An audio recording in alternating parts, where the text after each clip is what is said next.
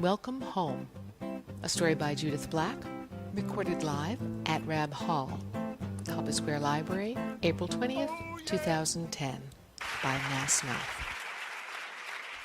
The PA system echoed, "Flight 436 from Bangor is arriving at gate 22. and I thought, thank God.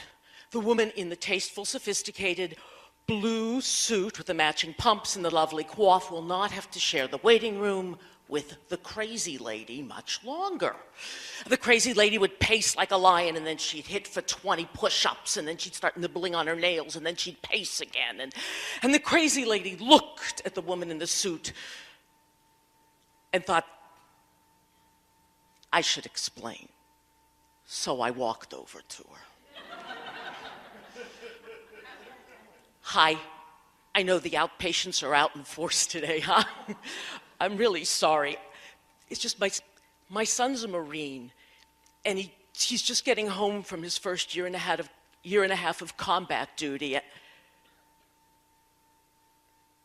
And she softened. Even the blue suit had a little less starch. My father was career Army.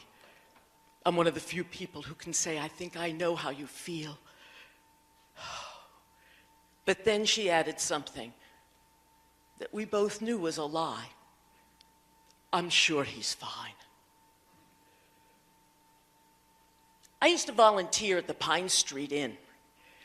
It's a place for homeless men, a shelter, and people call them bums, they call them alkies, they call them druggies, they call them lazy, but I know them. They're the garbage barrel of World War II. They're the guys whose hearts were too open, and they just couldn't take all the death and horror that poured in. And so they self-medicate. They still have tics. They don't look right in your eye. Their shoulders are folded in on themselves. Hey, every war has had its own word for these guys, haven't they?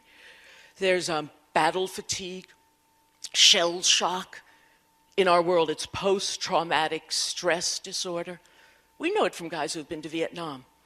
The guys who keep their backs against the wall, who don't want to be in groups, who in the middle of the night turn over and accidentally slug the person they love who they're sleeping with because they wake up with a horrific dream of people burning alive in napalm.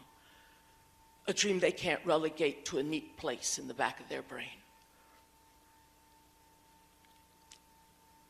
And now my son was coming home.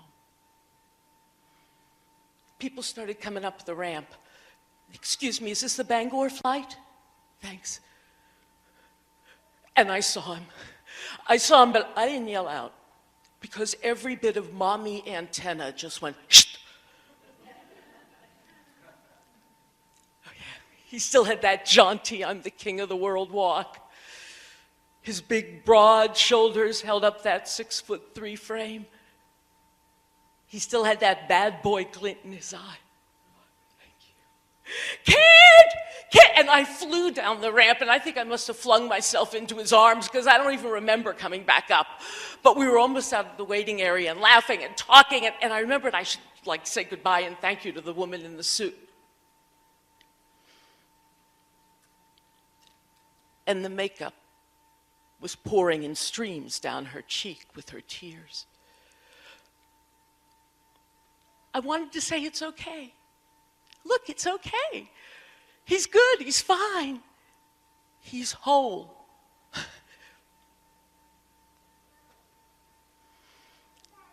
So far.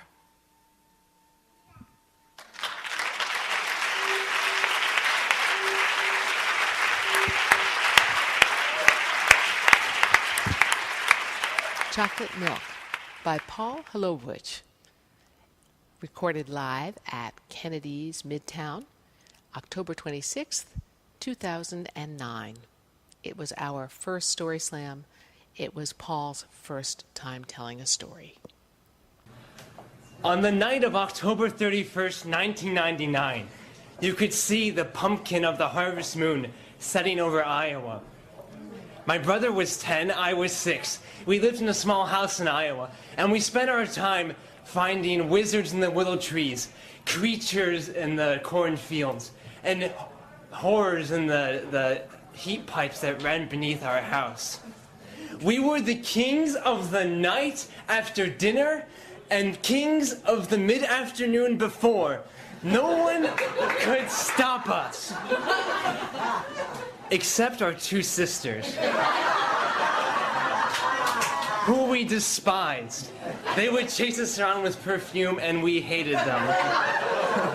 But this was All Hallows Eve, and my brother and I were coming back from a party at our local elementary school. The house was dark, and there were no cars in the driveway. There was no indication that our parents were at home, and we knew that our sisters were at friends' houses. As I turned the key in the lock to open the door, we faced a moral dilemma, my brother and I. The same sort of moral dilemma that every kid faces. It goes a little like this. I'm an angel. I'm a devil. Do your chores and be a good boy. Eat everything in the fridge. Well, it didn't take long for us to decide between those two choices, and we made a beeline for the fridge, because inside those cheap plastic doors, inside a cheap plastic carton, was the nectar of the gods, chocolate milk.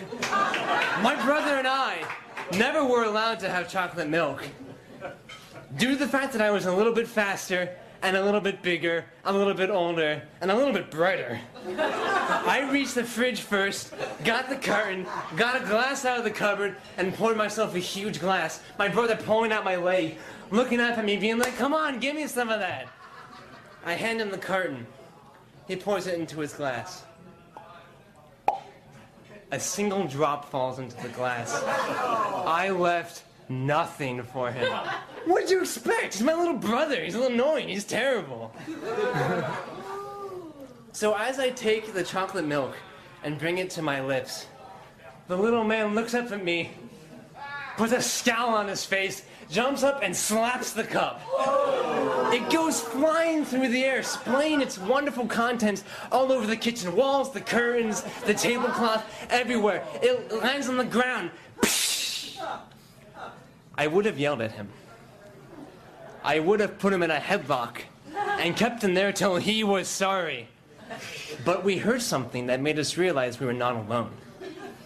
Boom, boom, boom. The sound of footsteps coming from the upstairs, probably alerted by the loud crashing noise of the glass falling on the floor. Boom, boom, boom.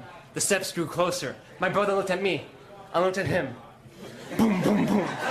My brother grabbed me. I grabbed him. If we were gonna die here, we would die in each other's arms as brothers. The shadow comes through the door. We scream. A large shadowy figure rises up, looming tall and proud and powerful. And it was no monster. It was no stranger. It was our father.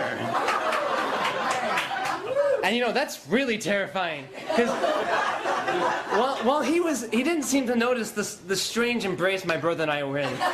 Instead, he looked past us to where the chocolate milk was staining the walls, staining the curtains, staining the tablecloth, running down onto the carpet. Do you think he was happy about that? No. He roared, "Who did this?"